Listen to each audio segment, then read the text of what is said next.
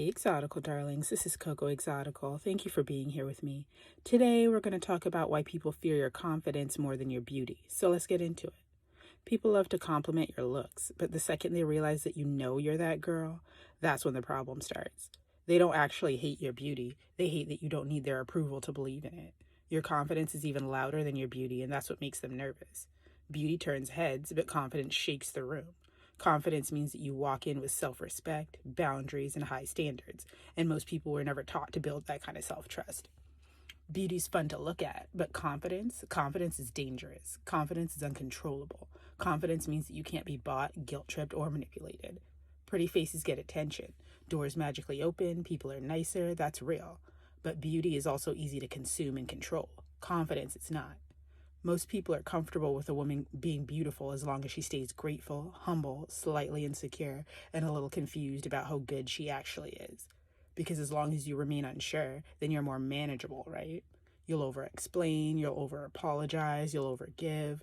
But when a woman is beautiful and confident, when she knows her value with or without your validation, that's when people start saying things like, she's intimidating, she's too much, she thinks she all that, she's not even that pretty anyway. Translation, I can't control her. I can't emotionally blackmail her. I can't benefit from her insecurity. And that scares me. That makes me insecure. Psychologically, when someone lacks self-esteem, your confidence feels like a confrontation. Your comfort in your own skin exposes how uncomfortable they are in their own. You're not arrogant. You're just unapologetic. And to people who are insecure, that feels like self-obsession and arrogance. When you're confident, you walk around with the energy of, I'm enough, I'm capable, and I'm allowed to take up space. People who don't feel that way about themselves feel called out simply by being around you.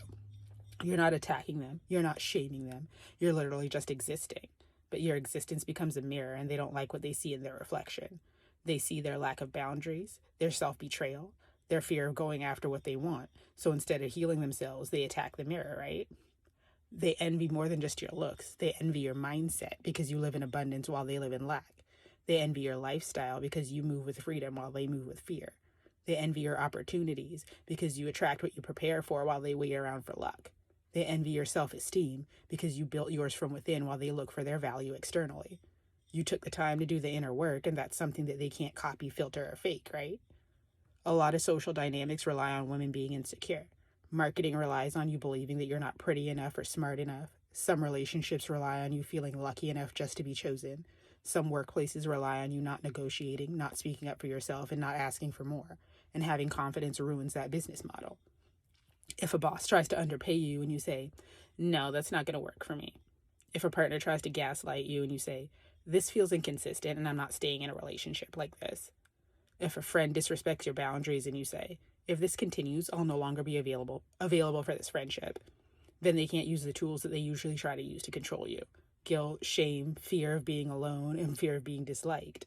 And when control doesn't work, then their own fear kicks in, right? It's easier for people to criticize you than to confront themselves. So when they say, she's so full of herself, what they really mean is, I wish I felt that secure and self-assured. You remind them of all of their own unhealed parts, the dreams that they abandoned, the confidence that they never built, the chances that they didn't take. Your self-belief shines a light on their self-doubt, and most people would rather dim your light than to face their own shadows. The truth is that people fear your confidence more than your beauty, because beauty can be enhanced, but confidence has to be earned, right? You built your confidence through boundaries, self-respect, and continuously showing up for yourself. While most women were raised to be the good girl, to be nice, don't make a scene, don't try to outshine people, don't be selfish, confident women go off script. They say no without a 5-paragraph essay explaining why. They celebrate themselves without guilt, and they don't shrink themselves to make other people feel comfortable. To the people who are still attached to the good girl identity, you look like chaos. They've confused obedience with morality, so your freedom feels like rebellion, right? They're not scared that you're doing something bad. They're scared that you have the complete freedom to do what you want and to be whoever you want. So no, people don't fear your beauty. They fear the version of you who's beautiful, self-aware, and unavailable for nonsense. They fear the woman who knows her value beyond her looks, who has a personal code that she actually lives by, who can say no without wavering, and who can walk away without falling apart. So keep your head up, keep your energy protected, and your confidence loud enough that insecure people only have 2 options: grow up or get out of your way. So tell me about it. What's one thing that makes you feel more confident every day? Let me know in the comments, and I'll see you again next time. Bye.